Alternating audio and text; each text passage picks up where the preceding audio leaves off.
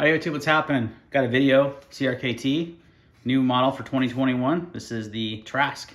So I'm part of the Apex Pass Ring Group, as you guys know, and CRKT sent this over for us. So I get to be the one to look at it first. So I'll tell you what interested me. I'm not a big CRKT fan, really not. Like, not my cup of tea usually, right? You don't see too many on the channel. There has been in the past. I've owned a lot of models over the years, but just not really my thing. You know, mostly budget knives, nothing really high end. But this design really intrigued me for a couple reasons. I like Eric Ox designs. That's how you say his last name, Ox. And it has the new deadbolt lock. And so I was like, yeah, put me on the list. I'll check it out. It's got D2 steel. It's a little bit upgraded from 8CR13, which is their normal stuff they use. It has what I thought looked like carbon fiber handles. They're just nylon handles with like a cool like wave pattern, as you can see.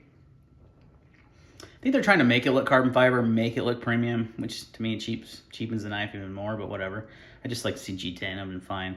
You got like an anodized aluminum pivot collar. You've got a touch of blue on the backspacer there. Looks to be aluminum. And then you've got a nice deep carry pocket clip. So let's do some size comparisons, see how big this knife is. Here's the feldspar. That's the large feldspar, about the same size. I'd say the feldspar is slightly bigger. My carry for today, the Strider SNG. It's actually pretty close in size to the SNG, surprisingly. How about a pair of 3 with the worker scales on there? A little bit bigger. How about Pina Mula? I have a bunch of these knives handy, so yeah. So gives you some size comparisons. How about one more? Let's do the Vox F5.5. A lot of people are familiar with that knife. So it's bigger. First thing I thought, my first impressions when I got this knife out was like, that's chunky. It's thick. It's a thick handle. It's way over ½ an inch thick.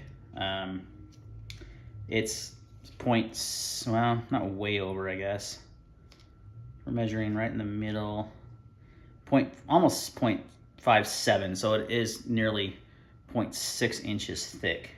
Pretty thick. It's also got some decently thick blade stock at 1.132 inches.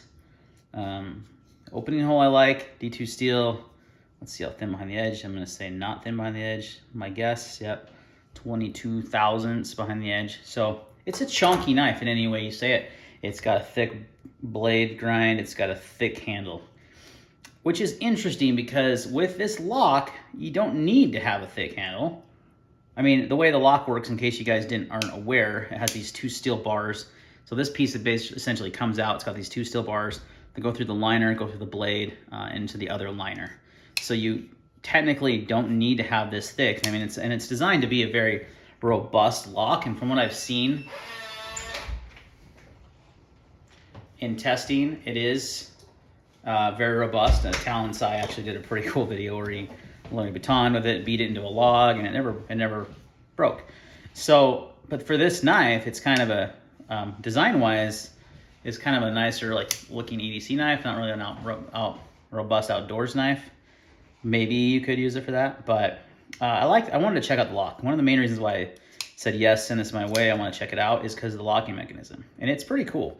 It's like a button lock essentially. Like you have those 2 steel bars that go in, and you release it like a button lock. You push the button in right there at the pivot, and it's kind of swings shut. Now it's on IKBS bearings, but doesn't feel like it's on IKBS bearings. It doesn't like drop shut at all.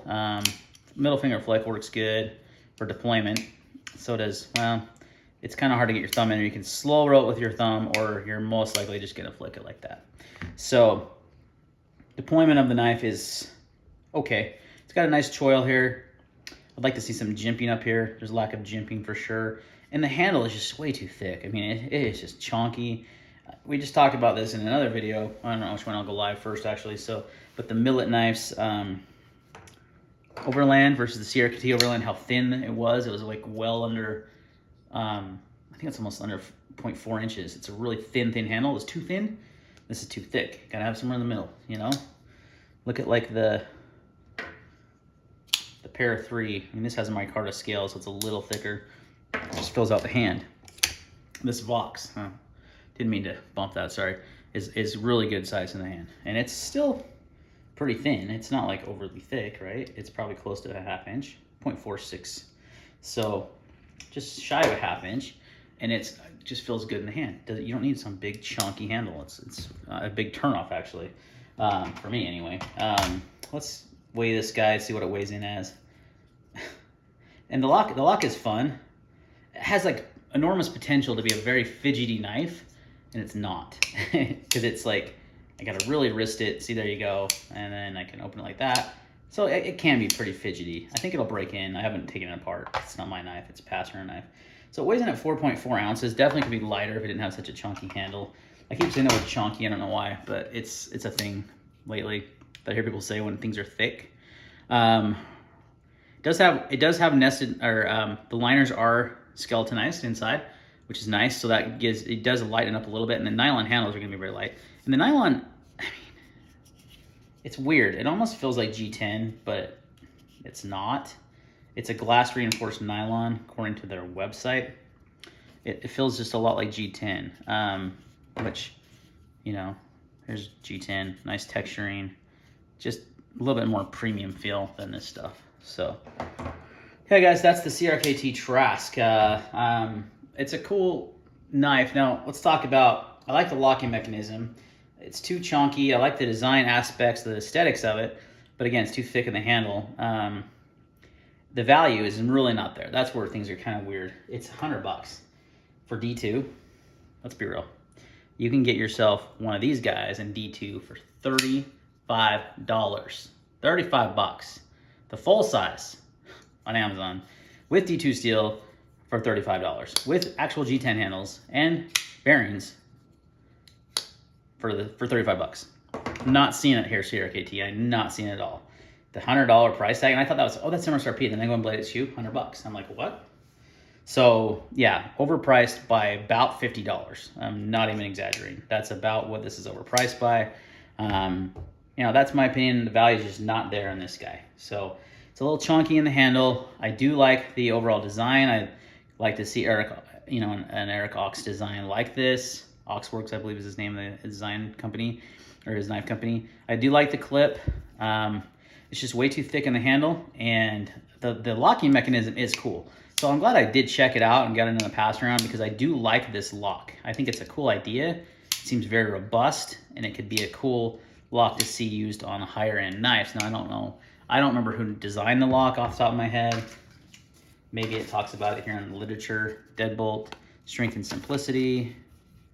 Doesn't talk about it. I believe it's a CRKT designer. I'm not exactly sure who designed the deadbolt lock, which I like that a lot. And I'd like to see the lock on different knives, because it's kind of like a robust button lock, right? I think it's cool. So definitely dig the lock. Other than that, kind of a miss for me.